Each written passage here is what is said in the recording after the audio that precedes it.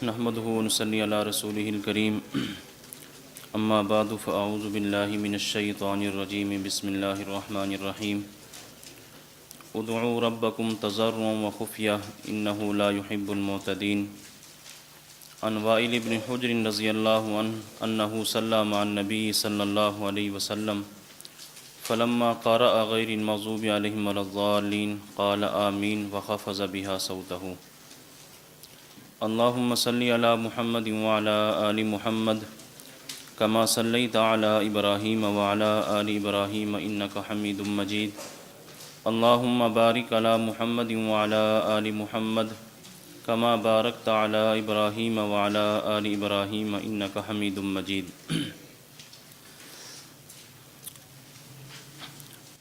ہم نے اس نشست میں جو مسئلہ پڑھنا ہے وہ ہے مسئلہ آمین بالسر. مسئلہ آمین بالسر کے حوالے سے کل میں نے آپ حضرات کی خدمت میں یہ بات عرض کی تھی کہ اس سبق میں ہم نے 6 باتیں پڑھنی ہیں. نمبر 1 فریقین کا موقف اور اس کی وضاحت. نمبر 2 اہل سنت والجماعت احناف کے دلائل اور ان پر ہونے والے اعتراضات کے جوابات. نمبر 3 غیر مقلدین کے دلائل اور ان کے جوابات. نمبر 4 آمین بالسر کی وجوہ ترجیح. نمبر 5 غیر مقلدین کے مسئلہ آمین میں جھوٹ. اور نمبر 6 غیر مقلدین سے مسئلہ آمین پر چند سوالات. تو یہ 6 باتیں ہم نے اس سبق کے اندر پڑھنی اور سمجھنی ہیں. ان میں سب سے جو پہلی بات ہے فریقین کا موقف اور اس کی وضاحت. اس کا تذکرہ کل کے سبق میں ہو چکا تھا کہ ہمارا اہل سنت والجماعت کا جو موقف ہے وہ بالکل واضح ہے کہ کوئی بھی نماز ہو، خواہ جہری ہو خواہ سری ہو، خواہ نمازی اکیلا ہو، امام ہو، مقتدی ہو، ہر حال میں آمین آہستہ آواز سے کہے گا. جبکہ غیر مقلدین کا جو دعویٰ ہے ان کے دعوے کے 3 حصے ہیں. پہلا حصہ یہ ہے کہ جب وہ اکیلے نماز پڑھتے ہیں تو آمین آہستہ آواز سے کہتے ہیں، خواہ وہ جہری نماز ہو خواہ سری نماز ہو، تو اکیلا نمازی ہر حال میں آمین آہستہ آواز سے کہتا ہے. ان کے دعوے کا دوسرا حصہ یہ ہے کہ فرض نماز جب باجماعت ادا کی جائے تو امام اور مقتدی 6 رکعتوں میں آمین اونچی آواز سے کہیں گے اور 11 رکعات میں آمین آہستہ آواز سے کہیں گے. یہ دوسرا ان کے دعوے کا حصہ ہے. تیسرا حصہ یہ ہے کہ نماز میں جتنے بھی اذکار ہیں، جتنی بھی دعائیں ہیں وہ آہستہ آواز سے ہوں گی اور آمین یہ اونچی آواز سے ہوگی. یہ ان کے دعوے کے 3 حصے ہیں. تو ان میں سے جو دوسرا حصہ ہے اس پر تو غیر مقلدین گفتگو بھی کرتے ہیں، تحریر بھی کرتے ہیں، بیان کرتے ہیں، لیکن جو پہلا حصہ ہے اس پر بھی بات نہیں کرتے. جو تیسرا حصہ ہے اس پر بھی بات نہیں کرتے. جب اکیلا نمازی ہو تو آمین ہر حال میں آہستہ آواز سے کہے گا. اس پر دلیل پوچھیں تو ان کے پاس دلیل نہیں ہے. نماز میں جتنے بھی اذکار ہیں، جتنی بھی دعائیں ہیں وہ آہستہ آواز سے ہوں گی، آمین اونچی آواز سے ہوگی. باقی آہستہ کیوں ہوں گے اس کے اوپر بھی وہ بات نہیں کرتے. جب بھی بات کرتے ہیں تو صرف اس پر بات کرتے ہیں کہ نماز جب جماعت کے ساتھ ادا کی جائے گی تو امام بھی اونچی آواز سے آمین کہے گا، مقتدی بھی آمین اونچی آواز سے کہیں گے. تو کل بھی میں نے آپ حضرات کی خدمت میں یہ بات عرض کی تھی کہ ان سے مکمل دعوے پر آپ ان سے بات کریں. تو ان سے کہیں کہ آپ کے دعوے کے 3 حصے ہیں تو ان تینوں حصوں پر بات ہوگی. تینوں حصوں پر آپ نے دلائل پیش کرنے ہیں. یہ نہیں ہے کہ دوسرے حصے پر دلیل پیش کریں، پہلے حصے پر، پھر دوسرے حصے پر، پھر تیسرے حصے پر. اور جو ان سے مطالبات تھے وہ بھی میں نے آپ کی خدمت میں عرض کیے تھے کہ یہ جو کہتے ہیں کہ اکیلا نمازی آمین آہستہ آواز سے کہے گا، تو ہمارا مطالبہ یہ ہے کہ اکیلے نمازی کی تخصیص یہ قرآن کریم کی آیت سے دکھائیں یا ذخیرہ احادیث میں سے کوئی ایک حدیث پیش کریں جس کے اندر یہ وضاحت اور صراحت ہو کہ اکیلا نمازی آمین آہستہ آواز سے کہے گا. جو ان کا دوسرا حصہ ہے کہ 6 رکعات میں آمین اونچی آواز سے اور 11 رکعات میں آمین آہستہ آواز سے، اس کے اوپر بھی ہم نے ان سے 5 مطالبات کرنے ہیں. پہلا مطالبہ یہ ہے کہ قرآن کریم کی کوئی آیت پیش کریں کہ جس کے اندر یہ وضاحت ہو کہ امام اور مقتدی 6 رکعات میں آمین اونچی آواز سے کہیں گے اور 11 رکعات کے اندر آمین آہستہ آواز سے کہیں گے. دوسرا مطالبہ یہ ہے کہ ذخیرہ احادیث میں سے کوئی ایک حدیث ایسی پیش کریں جس کے اندر یہ وضاحت ہو کہ امام اور مقتدی 6 رکعات میں آمین اونچی آواز سے کہیں اور 11 رکعات کے اندر آمین آہستہ آواز سے کہیں. اسی طرح تیسرا مطالبہ یہ ہے کہ سیاہ ستہ میں سے کوئی ایک کتاب ایسی دکھائیں، کسی ایک کتاب سے یہ پیش کریں کہ امام اور مقتدی 6 رکعت میں آمین اونچی آواز سے کہیں گے اور 11 رکعت کے اندر آمین آہستہ آواز سے کہیں گے۔ نمبر 4، خلفائے راشدین میں سے کسی خلیفہ راشد سے یہ دکھائیں کہ وہ بحالت اقتدا امام کے پیچھے 6 رکعت میں آمین اونچی آواز سے کہتے تھے اور 11 رکعت میں آمین آہستہ آواز سے کہتے تھے۔ نمبر 5، خلفائے راشدین کا 30 سالہ دور خلافت راشدہ، اس میں سے یہ ثابت کر دیں کہ ان کے مقتدی کسی بھی خلیفہ راشد کے پیچھے 6 رکعت میں آمین اونچی آواز سے کہتے تھے اور 11 رکعت کے اندر آمین آہستہ آواز سے کہتے تھے۔ تو یہ دوسرا جو حصہ ہے ان کے دعوے کا، اس پر یہ 5 مطالبے ہیں کہ ہمیں یہ جو 5 مطالبات ہم نے آپ کے سامنے رکھے ہیں، کسی ایک مطالبے کو ہمارے پورا کر کے دکھائیں۔ اور تیسرا حصہ ان کے دعوے کا یہی تھا کہ آمین، حالانکہ یہ بھی دعا ہے، یہ ذکر ہے، اس کی وضاحت آ جاتی ہے، تو یہ بھی دعا ہے، یہ بھی ذکر ہے، تو جس طرح باقی اذکار ہیں، باقی دعائیں ہیں، وہ آہستہ آواز سے ہیں، تو یہ اونچی آواز سے کیوں ہیں؟ اس کی تخصیص ہمیں دکھائیں، کسی قرآن کریم کی آیت سے دکھائیں یا حدیث پاک سے دکھائیں۔ تو ان کے دعوے کے یہ 3 حصے ہیں، ان 3 حصوں پر یہ مطالبات ہیں۔ اب ہمارے اہل سنت والجماعت احناف کے جو دلائل ہیں وہ دلائل ملاحظہ فرمائیں۔ اس فائل کے اندر جو ہمارے دلائل ذکر کیے گئے ہیں وہ 6 ہیں۔ ان دلائل کا خلاصہ پہلے میں آپ کی خدمت میں عرض کر دیتا ہوں، پھر ایک ایک دلیل پر بات کرتے ہیں۔ ہماری جو پہلی دلیل ہے وہ قرآن کریم سے ہے، اس کے بعد 2 دلیلیں احادیث مرفوعہ سے ہیں، پھر اس کے بعد 3 دلیلیں وہ احادیث موقوفہ سے ہیں، پھر اس کے بعد ائمہ مجتہدین فقہا کے اقوال ہوں گے۔ تو 6 دلیلیں ہیں۔ پہلی دلیل قرآن کریم سے، دوسری اور تیسری احادیث مرفوعہ سے، تیسری، چوتھی، پانچویں اور چھٹی یہ احادیث موقوفہ سے۔ جو قرآن کریم سے دلیل ہے سب سے پہلی، وہ یہ ہے کہ یہ جو لفظ آمین ہے، سب سے پہلے ہم نے لفظ آمین کو دیکھنا ہے کہ اس کی حیثیت کیا ہے۔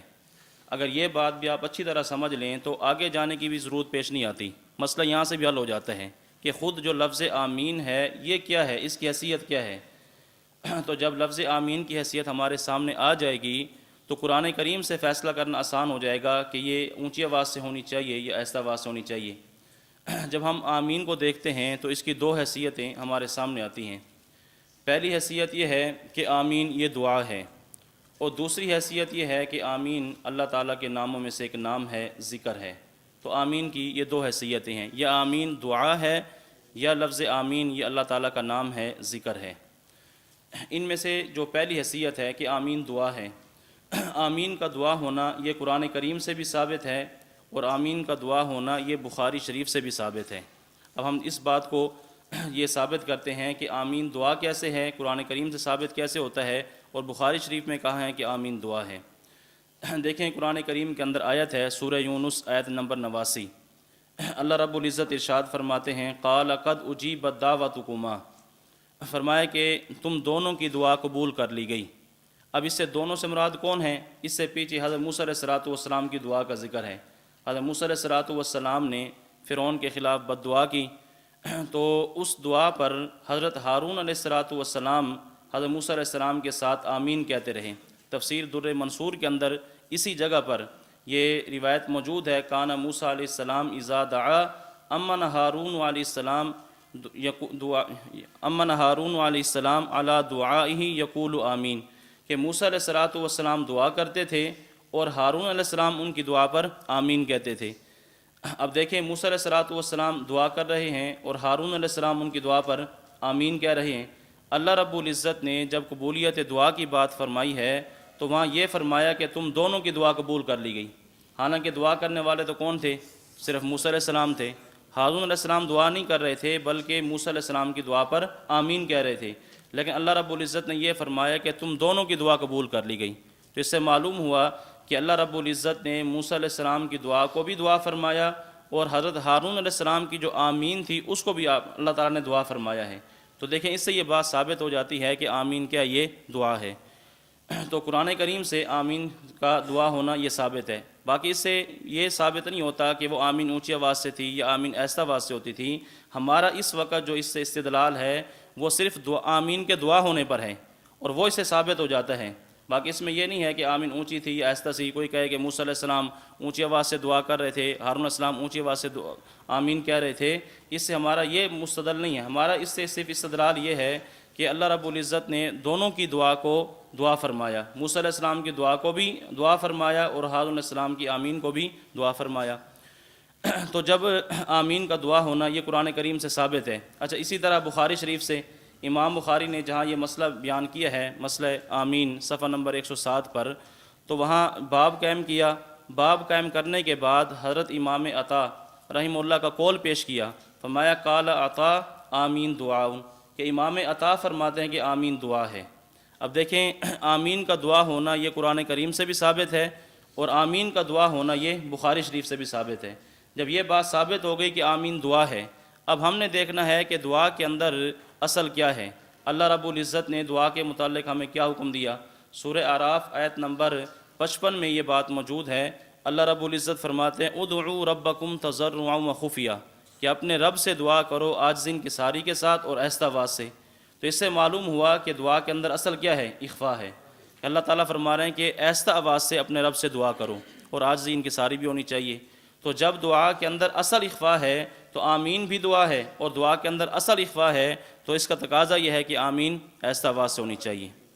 یہاں اب ایک شبہ وہ بھی آپ ذہن میں رکھ لیں، جب ہم یہ بات کرتے ہیں کہ دعا کے اندر اصل اخفا ہے، دعا آہستہ آواز سے ہونی چاہیے، تو ان کی طرف سے یہ اعتراض ہوتا ہے کہ جب تم یہ کہتے ہو کہ دعا کے اندر اصل اخفا ہے، آہستہ آواز سے ہونی چاہیے، تو تمہارے اجتماعات میں، جلسوں میں پھر دعا اونچی آواز سے کیوں ہوتی ہے؟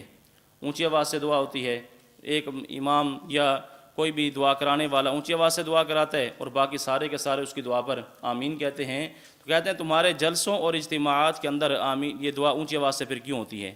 تو اس کا جواب ملاحظہ فرمائیں۔ اس کا جواب یہ ہے کہ دیکھیں، ایک ہے دعا کرنا اور ایک ہے دعا کرانا۔ دعا کی آہستہ آواز سے جاتی ہے، لیکن دعا کروائی یہ اونچی آواز سے جاتی ہے۔ ایک بندہ خود دعا کر رہا ہے اللہ تعالیٰ سے، اب خود مانگ رہا ہے، اس کا اللہ تعالیٰ کے ساتھ تعلق ہے، اللہ تعالیٰ کے ساتھ رابطہ ہے، وہ اللہ سے مانگ رہا ہے۔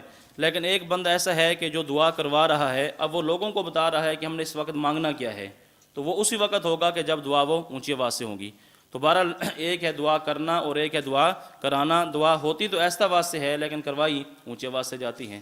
اس لیے یہ اعتراض نہیں ہو سکتا کہ یہ تمہارا اونچی آواز سے دعا کرانا یہ قرآن کریم کی آیت کے خلاف ہے۔ باقی احادیث مبارکہ سے بھی ثابت ہے، نبی علیہ الصلوۃ والسلام اونچی آواز سے دعا کرواتے اور صحابہ کرام دعا پر آمین بھی کہتے تھے۔ بہرحال پہلی حیثیت آمین کی یہ آئی کہ آمین دعا ہے، تو جب آمین دعا ہے تو قرآن کریم کے اس فیصلے کے مطابق آمین یہ آہستہ آواز سے ہونی چاہیے۔ اور آمین کی جو دوسری حیثیت ہے وہ یہ ہے کہ آمین یہ اللہ تعالیٰ کا نام ہے۔ یہ بات حدیث مبارکہ سے ثابت ہے۔ ابو ہریرہ رضی اللہ تعالیٰ عنہ، حضرت مجاہد، حضرت حکیم بن جعفر، ہلال بن یصاف، یہ سارے کے سارے حضرات فرماتے ہیں آمین اسم من اسماء اللہ تعالیٰ، کہ آمین اللہ تعالیٰ کے ناموں میں سے ایک نام ہے۔ تو جب یہ اللہ تعالیٰ کا نام ہے، اللہ تعالیٰ کا ذکر ہے، اور بہت سارے حضرات نے یہ وضاحت بھی کی ہے آمین کے متعلق، لِأَنَّهُ ذِكْرٌ مَسْنُون، کہ یہ ذکر مسنون ہے۔ یہ جس طرح نماز کے باقی اذکار ہیں تو آمین یہ بھی باقی اذکار کی طرح ایک ذکر ہے۔ تو جب آمین یہ ذکر ہے، اللہ تعالیٰ کا نام ہے، اب اس کو کیسے لینا چاہیے، اللہ رب العزت کا ذکر کیسے کرنا چاہیے، تو یہ بات بھی قرآن کریم کے اندر موجود ہے۔ سورہ اعراف آیت نمبر 205 پر اللہ تعالیٰ فرماتے ہیں وَاذْكُرْ رَبَّكَ فِي نَفْسِكَ تَضَرُّعًا وَخِيفَةً، کہ اپنے رب کو یاد کیجئے عاجزی انکساری کے ساتھ اور آہستہ آواز سے۔ اب دیکھیں، اس سے معلوم ہوتا ہے کہ ذکر کے اندر بھی اصل کیا ہے، ذکر میں بھی اصل اخفا ہے۔ تو جب آمین ذکر ہے اور ذکر میں بھی اصل اخفا ہے، تو اس کا تقاضا بھی ہے کہ آمین کیا ہونی چاہیے، آہستہ آواز سے ہونی چاہیے۔ تو دیکھیں، آمین کے بارے میں یہ دونوں حیثیتیں کتب کے اندر موجود ہیں کہ آمین یا تو اللہ تعالیٰ کے ناموں میں سے ایک نام ہے یا پھر یہ دعا ہے۔ دعا والی حیثیت کو دیکھیں، اس کا تقاضا بھی ہے کہ آہستہ آواز سے ہونی چاہیے، اور اگر ذکر والی حیثیت کو دیکھیں تو اس کا تقاضا بھی ہے کہ یہ آہستہ آواز سے ہونی چاہیے۔ باقی یہاں بھی شبہ ہوتا ہے کہ جب ذکر کے اندر اصل اخفا ہے تو تم ذکر اونچی آواز سے کیوں کرتے ہو؟ ہمارے مرکز میں ذکر اونچی آواز سے ہوتا ہے، ذکر بالجہر ہے، تو پھر ذکر تو آہستہ آواز سے ہونا چاہیے۔ تو یہ بات بھی آپ ذہن میں رکھیں کہ ایک ہے ذکر اور ایک ہے تعلیم ذکر۔ ذکر یہ آہستہ آواز سے ہوتا ہے اور تعلیم ذکر یہ اونچی آواز سے ہوتی ہے۔ ذکر تو آہستہ ہے، اور حضرت استاد جی دامت برکاتہم العالیہ کی طرف سے اپنے مریدین متعلقین کو یہ ہدایت ہوتی ہے کہ ذکر کی تسبیحات کریں، تنہائی کے اندر بیٹھ کر کریں، اونچی آواز سے کریں، آہستہ آواز سے کریں، جیسے آدمی کا دل کرے۔ تنہائی کے اندر تو ذکر بالجہر بھی ہو سکتا ہے، ذکر بالسر بھی ہو سکتا ہے۔ باقی یہ جو سب کے سامنے ذکر کیا جاتا ہے، جلسے میں کیا جاتا ہے، خانقاہ میں کیا جاتا ہے، اس کا مقصد ہوتا ہے مریدین کو تعلیم دینا، اور چونکہ مریدین تو بدلتے رہتے ہیں، یہ ایسا تو نہیں ہے کہ ایک مجلس کے اندر سارے سال جو وہی مریدین رہیں، کوئی ایک دن کے لیے آتا ہے، کوئی 2 دن کے لیے آتا ہے۔ تو ذکر بالجہر اس لیے کرایا جاتا ہے تاکہ لوگوں کو پتہ چل جائے کہ ذکر کرنا کیسا ہے، ذکر کی تسبیحات کون کون سی ہیں۔ بہرحال ہم جو ذکر کرتے ہیں تو اس کی وضاحت بھی ہم کرتے ہیں کہ ہم اونچی آواز سے جو ذکر کرتے ہیں یہ ذکر نہیں بلکہ کیا یہ تعلیم ذکر ہے۔ تو ذکر ایسا آواز سے ہے اور تعلیم ذکر کیا یہ اونچی آواز سے ہے، لہٰذا اس پر بھی کوئی اشکال وارد نہیں ہو سکتا۔ تو ہم نے جو یہ بات عرض کی ہے کہ آمین کی یہ 2 حیثیتیں ہیں، یہ آمین دعا ہے، یہ آمین اللہ تعالیٰ کا نام ہے۔ جس حیثیت کو بھی دیکھیں تو آمین کے اندر جو ہے یہ سر ثابت ہوتا ہے، اخفاء ثابت ہوتا ہے، جہر ثابت نہیں ہوتا۔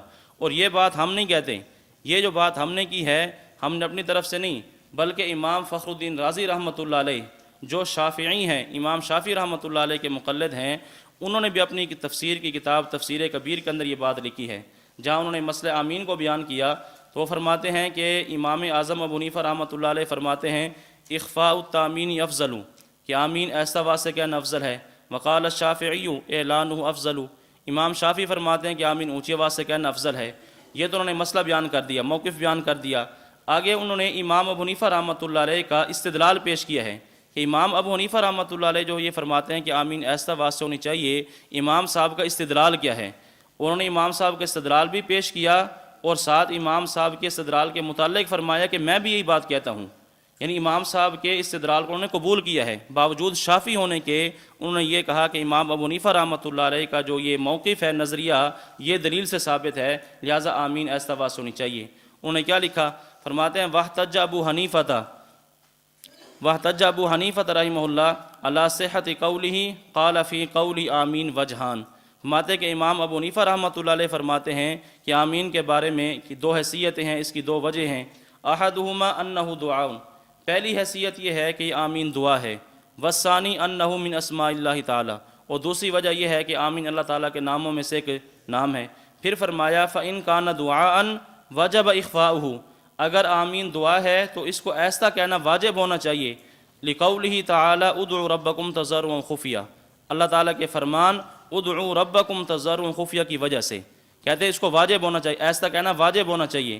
وإن کان اسم من اسماء اللہ تعالی، اگر یہ اللہ تعالیٰ کے ناموں میں سے ایک نام ہے، وجب اخفاؤہ، تب بھی اس کو ایسا کہنا واجب ہونا چاہیے، لقولہ تعالی واذکر ربک فی نفسک تضرعا خیفہ کی وجہ سے، کہ اللہ تعالیٰ فرماتے ہیں واذکر ربک فی نفسک تضرعا وخیفہ۔ دیکھیں اب انہوں نے یہ بات لکھی کہ آمین دعا ہے تو آیت کا تقاضا یہ ہے کہ اس کو ایسا کہنا واجب ہو، اگر یہ ذکر ہے اللہ تعالیٰ کا نام ہے تب بھی آیت کا تقاضا یہ ہے کہ اس کو ایسا کہنا واجب ہو۔ فرماتے ہیں فإن لم يثبت الوجوب، اگر اس سے وجوب ثابت نہ بھی ہو، فلا اقل من الندبیۃ، تو کم از کم یہ ہے کہ اس سے استحباب ثابت ہوتا ہے۔ اصل تو یہ ہے کہ اس سے وجوب ثابت ہو، کیونکہ دونوں امر کے صیغے ہیں، ادعوا ربکم، ادعوا یہ بھی امر کا صیغہ، واذکر یہ بھی امر کا صیغہ، تو امر تو وجوب کے لیے آتا ہے۔ ماتے ہیں اگر اس سے وجوب ثابت نہ بھی ہو تو کم سے کم یہ کہ اس سے استحباب ثابت ہوتا ہے۔ وَنَحْنُ نَقُولُ بِهَذَا الْقَوْلِ، وہ کہتے ہیں کہ میں اگرچہ شافعی ہوں لیکن اس مسئلے کے اندر امام حنیفہ رحمۃ اللہ علیہ کی بات یہ مضبوط اور دلیل سے ثابت ہے۔ اب دیکھیں یہ بات ہم نہیں کہتے کہ آمین دعا ہے، آمین اللہ تعالیٰ کا نام ہے، دیگر حضرات مفسرین حضرات اور بہت بڑے بڑے حضرات نے یہ بات کی ہے کہ آمین یا تو یہ اللہ تعالیٰ کا نام ہے یا پھر یہ دعا ہے۔ تو دیکھیں دونوں حیثیتیں آپ کے سامنے آ گئی ہیں، دعا ہونے والی بھی اور اللہ تعالیٰ کا نام ہونے والی بھی، جس حیثیت کو بھی دیکھیں تو یہ نتیجہ یہی نکلتا ہے کہ آمین کیا ہونی چاہیے، ایسا آواز ہونی چاہیے۔ تو یہ تو ہماری دلیل ہے قرآن کریم سے۔ باقی جو احادیث مبارکہ ہیں، احادیث مرفوعہ میں سے جو ہماری سب سے پہلی دلیل ہے، حضرت وائل بن حجر رضی اللہ تعالیٰ عنہ فرماتے ہیں، اپنے متعلق فرماتے ہیں انہ صلی مع النبی، کہ میں نے نبی علیہ الصلوۃ والسلام کے ساتھ نماز پڑھی، فلما قرأ غیر المغضوب علیہم ولا الضالین، جب آپ نے ولا الضالین کی قرأت کی، قال آمین، تو آپ نے آمین کہی، خفض بہا صوتہ، اور اپنی آواز کو پست کیا، اپنی آواز کو ایستا کیا۔ تو آپ نے آمین کہی ہے لیکن آمین ایستا آواز سے کہی ہے۔ یہ مسند ابو داود الطیالسی جلد 1 صفحہ نمبر 577 پر یہ روایت موجود ہے۔ اب دیکھیں اس کے اندر یہ بالکل واضح ہے کہ نبی علیہ الصلوۃ والسلام نے آمین کہی تو ایستا آواز سے کہی ہے۔ اب یہ حدیث بالکل ٹھیک ہے، اس حدیث پر کسی قسم کی کوئی جرح نہیں ہے، لیکن غیر مقلدین کی طرف سے جو اعتراضات کیے گئے ہیں اس پر، ان میں سے ایک اعتراض اس فعل کے اندر موجود ہے۔ وہ اعتراض یہ ہے کہ دیکھیں اس کے اندر ایک راوی ہیں حجر، پہلے راوی ہیں حدثنا شعبۃ قال اخبرنی سلمۃ بن کہیل قال سمعت حجرا ابا العنبسی۔ یہ جو راوی ہیں حجر، اس کے اوپر جو ہے جو اعتراض ہوتا ہے کہ امام شعبہ رحمۃ اللہ علیہ سے اس غلطی کے اندر اس حدیث میں ان سے غلطی ہوئی ہے۔ غلطی کیا ہوئی کہ یہ راوی تھے حجر ابو سکن، ان کی کنیت تھی ابو سکن، اور امام شعبہ نے ذکر کی ہے ابو الانبس، یعنی یہ جو راوی ہیں حجر، ان کی جو کنیت مشہور ہے وہ ابو الانبس ہے، ابو سکن ہے، لیکن امام شعبہ نے اس کو ذکر کیا ابو الانبس۔ بس ان کی کنیت پر ایک اشکال ہے، کوئی زیادہ مضبوط اشکال نہیں ہے، آپ دیکھیں گے تو بالکل ایک اعتراض برائے اعتراض ہے۔ اب یہ جو راوی تھے حجر، کہتے ہیں ان کی کنیت ابو سکن تھی، لیکن امام شعبہ سے غلطی ہو گئی کہ انہوں نے ان کی جو کنیت ہے وہ ابو الانبس ذکر کر دی ہے، صرف اس پر یہ اعتراض ہے۔ اب دیکھیں یہ جو راوی ہیں حجر، جو حضرت حجر جو ہیں، ان کی دو کنیتیں ہیں۔ اس کا خلاصہ جواب کا آپ ذہن میں رکھ لیں۔ پہلی بات تو یہ ہے کہ حضرت امام شعبہ یہ امیر المؤمنین فی الحدیث ہیں، سیاستہ کے راوی ہیں اور ثقہ راوی ہیں، بخاری کے اندر بھی روایتیں موجود ہیں، مسلم کے اندر بھی ہیں، سنن اربع کے اندر بھی ان سے روایات موجود ہیں۔ تو جب یہ امام شعبہ ثقہ راوی ہیں اور ثقہ راوی کے بارے میں یہ اصول ہے کہ ثقہ کی زیادتی قابل قبول ہوتی ہے، یعنی ثقہ راوی اگر کوئی ایسا اضافہ کر دے کہ جو باقی محدث نہیں کرتے، لیکن ایک ثقہ محدث نے اضافہ کر دیا تو ثقہ کی راوی کی جو زیادتی ہوگی وہ قابل قبول ہوتی ہے، اور یہ ضابطہ جو ہے صحیح بخاری کے اندر موجود ہے کہ ثقہ کی زیادتی قبول ہے۔ اس کی آسان مثال دیکھیں ثقہ کی زیادتی، ایک تو یہاں یہ آ گئی کہ باقی حضرات نے ان کی کنیت ذکر کی ہے ابو سکن، اور امام شعبہ نے ان کی کنیت ذکر کی ہے ابو الانبس، یہ ایک ثقہ کی زیادتی ہے۔ اس کو عام فہم مثال سے سمجھنے کے لیے آپ یوں سمجھ لیں کہ دیکھیں یہاں ایک استاد ہیں نماز پڑھاتے ہیں، امام صاحب ہیں، نماز پڑھائی، تو اب طلباء کے اندر جو ہے نا یہ بات سامنے آئی کہ عشاء کی نماز حضرت استاد جی دامت برکاتہم العالیہ نے پڑھائی ہے، تو عشاء کی نماز استاد جی نے پڑھائی، سب طلباء اس کے اوپر متفق ہیں کہ بڑے استاد جی نے نماز پڑھائی ہے۔ ایک طالب علم یہ کہتا ہے کہ نماز بھی استاد جی نے پڑھائی ہے، وہ پہلی رکعت کے اندر سورہ ضحیٰ پڑھی ہے اور دوسری کے اندر سورہ الم نشرح پڑھی ہے۔ اب دیکھیں اس پر تو سب کا اتفاق تھا کہ نماز کس نے پڑھائی ہے، استاد جی نے پڑھائی ہے۔ اب یہ ہے کہ صورتیں کون سی پڑھی ہیں، باقی صورتیں نہیں بتا رہے۔ ایک ایسا راوی ہے، ایک ایسا طالب علم ہے جو بالکل نیک ہے، سب اس کے تقوی طہارت کے جو ہے نا وہ قائل ہیں، وہ کہتا ہے کہ ٹھیک ہے نماز بھی پڑھائی ہے، اور نماز کے اندر پہلی رکعت میں آپ نے والضحیٰ پڑھی ہے اور دوسری کے اندر آپ نے الم نشرح پڑھی ہے۔ اب گویا کہ یہ کیا ہے، یہ ثقہ کی زیادتی ہے۔ اب کوئی بندہ یہ نہیں کہے گا کہ یہ اس کی بات غلط ہے، تو جب نماز استاد جی نے پڑھائی ہے تو نماز کے اندر یہ دو صورتیں اگر ایک طالب علم کہتا ہے یہ پڑھی ہیں تو اس کی بات جو ہے خلاف عقل نہیں ہوگی، خلاف قیاس نہیں ہوگی، اس کی بات ماننی ہوگی۔ تو دیکھیں اب یہاں بھی جو یہ راوی ہیں امام شعبہ جو محدث ہیں، انہوں نے حضرت حجر کی ایسی کنیت ذکر کی ہے جو مشہور نہیں تھی، غیر مشہور تھی۔ مشہور تو سارے مان رہے تھے کہ ان کی کنیت ہے ابو سکن، لیکن انہوں نے ذکر کی ابو الانبس، تو لہٰذا یہ کوئی قابل اشکال بات نہیں ہے۔ اور یہ بات دیکھیں پھر ہم نہیں کہتے، یہ بات خود غیر مقلدین کی کتابوں کے اندر موجود ہے۔ ان کی کتاب کا حوالہ بھی آپ اپنے پاس یہاں لکھ لیں۔ ان کے بہت بڑے ایک محقق عالم ہے رئیس ندوی، انہوں نے کتاب لکھی ہے رسول اکرم صلی اللہ علیہ وسلم کا صحیح طریقہ نماز۔ اس کتاب میں مسئلہ آمین جب انہوں نے بیان کیا تو مسئلہ اس کتاب کے صفحہ نمبر 278 پر، صفحہ 278 پر انہوں نے اسی راوی کی حجر کی دو کنیت ذکر کی ہیں۔ کہتے ہیں کہ ان کی دو کنیتیں ہیں، ایک کنیت ابو سکن ہے اور دوسری کنیت ان کی ابو الانبس ہے۔ دیکھیں یہ تو خود انہوں نے تسلیم کر لیا کہ اس راوی کی دو کنیتیں ہیں، تو امام شعبہ نے اگر ایک کنیت کی جگہ دوسری کنیت ذکر کر دی ہے تو یہ کون سی اشکال والی بات ہے؟ لہٰذا یہ کوئی قابل اشکال بات نہیں ہے، تو یہ حدیث بالکل ٹھیک ہے، اس حدیث کے اوپر کسی قسم کی جرح نہیں ہوتی۔ تو بہرحال اس حدیث سے یہ ثابت ہوتا ہے کہ نبی علیہ الصلوۃ والسلام نے جب نماز پڑھائی تو آپ نے آمین کہی ہے، اور آمین آپ نے آہستہ آواز سے کہی ہے۔ اور جو دوسری دلیل ہے ہماری وہ سنن ابی داؤد سے ہے۔ حضرت حسن بصری رحمہ اللہ وہ روایت نقل کرتے ہیں کہ حضرت سمرہ بن جندب اور عمران بن حسین رضی اللہ تعالیٰ عنہما، یہ دونوں صحابی ہیں، ان کا آپس میں ایک مرتبہ نماز کا مذاکرہ ہوا کہ نبی علیہ الصلوۃ والسلام نماز کیسے پڑھتے، تو حضرت سمرہ بن جندب رضی اللہ تعالیٰ عنہ نے یہ بیان کیا کہ مجھے نبی علیہ الصلوۃ والسلام کی نماز اچھی طرح یاد ہے، اور مجھے یہ بھی یاد ہے کہ نبی علیہ الصلوۃ والسلام کی نماز میں دو جگہ سکتہ ہوتا تھا، دو جگہ آپ خاموشی فرماتے، سکتتین، نماز میں دو جگہ خاموشی ہوتی، سکتتن اذا کبرا، ایک خاموشی آپ اس وقت فرماتے جب تکبیر تحریمہ کہتے، وسکتتن اذا فرغ من قراءۃ غیر المغضوب علیہم ولا الضالین، اور دوسرا سکتہ دوسری خاموشی آپ اس وقت فرماتے جب آپ ولا الضالین کہتے۔ تو فرمایا کہ نبی علیہ الصلوۃ والسلام کی نماز میں 2 جگہ سکتہ تھا، 2 جگہ خاموشی، ایک تکبیر تحریمہ کے بعد اور نمبر 2 وللضالین کے بعد۔ اب دیکھیں تکبیر تحریمہ کے بعد جو سکتہ تھا وہ کس لیے تھا؟ وہ سکتہ تھا، وہ خاموشی تھی ثنا پڑھنے کے لیے، تو ثنا ایسا واسطے پڑھی جاتی ہے۔ اس طرح وللضالین کے بعد جو خاموشی تھی، وللضالین کے بعد جو سکتہ تھا، یہ کس لیے تھا؟ یہ آمین ایسا واسطے کہنے کے لیے تھا۔ تو اس سے ثابت ہوتا ہے کہ نبی علیہ الصلوۃ والسلام نماز میں وللضالین کے بعد جب آمین آپ فرماتے تو آمین ایسا واسطے کہتے۔ اور علامہ طیبی رحمۃ اللہ علیہ نے یہی بات لکھی ہے، کہتے ہیں کہ والازہر ان السکتۃ الاولی للثنا، کہتے ہیں کہ سکتہ اولا جو ہے یہ ثنا کے لیے تھا، والثانیۃ للتامین، اور جو دوسرا سکتہ تھا وہ آمین کہنے کے لیے تھا۔ باقی حضرات نے بھی یہ بات کی ہے کہ نبی علیہ الصلوۃ والسلام پہلی خاموشی میں ثنا پڑھتے اور دوسری خاموشی وللضالین کے بعد جو آپ کی ہوتی تھی اس میں آپ آمین ایسا واسطے کہتے۔ تو اس سے معلوم ہوا کہ آمین جو ہے یہ کیا، یہ ایسا واسطے ہے۔ تو پہلی حدیث کے اندر بھی نبی علیہ الصلوۃ والسلام کا عمل تھا، اور جو دوسری حدیث ہے اس کے اندر بھی نبی علیہ الصلوۃ والسلام کا عمل ہے۔ تو یہ دونوں مرفوع حدیثیں ہیں، ان سے ثابت ہوتا ہے کہ نبی علیہ الصلوۃ والسلام جب نماز پڑھتے تو آپ آمین ایسا واسطے کہتے تھے۔ بعض حضرات یہ بھی یہاں اشکال کرتے ہیں کہ یہ جو آپ کی خاموشی تھی یہ سانس لینے کے لیے تھی۔